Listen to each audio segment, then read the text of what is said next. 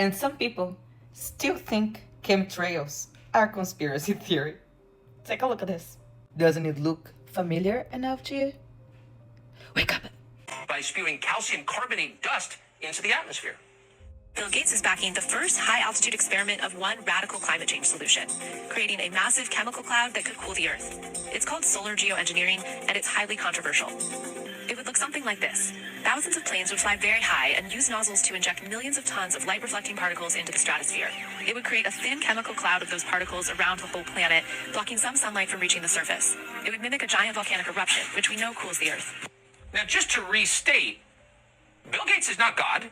Bill Gates is some kind of weird, socially awkward rich guy who lives in Seattle. He doesn't own the planet, but he's now changing the planet single-handedly. This is not just over his yard in Seattle. This is over your yard.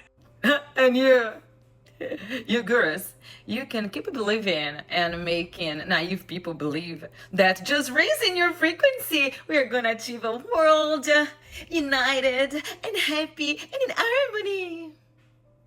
Sweetheart, it doesn't matter how high your frequency is gonna be.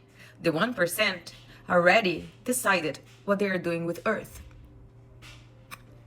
And you are not gonna be teletransported to another place. Don't believe me? Okay, wait and watch. Meanwhile, the depopulation agenda for 2030 is full force on. If I were you, I would wake the fuck up. All the things that are out there, what could cause an excess in a single year of 10 million deaths? Now, clearly a big war could, and a pandemic, natural or created by bioterror. When an epidemic hits, governments having been prepared in advance and going through simulations, that will help them make the decisions that are only in their hands. Now, the world today has 6.8 billion people. That's headed up to about 9 billion. Now, if we do a really great job on new vaccines, healthcare, reproductive health services, we could lower that by perhaps 10 or 15%. I mean, we still need humans? Not for most things. We'll decide. Most of the time you're online, you're going to want to be in an environment where the people are truly identified. That is, they're connected to a real-world identity that you trust instead of just people saying whatever they want. CRISPR is a very fascinating tool. You figure out a part of the DNA sequence that you want to change.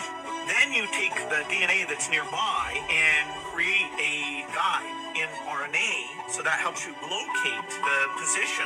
And then you link this Cas enzyme, which has the ability to do that cut and edit. Architects for our reality.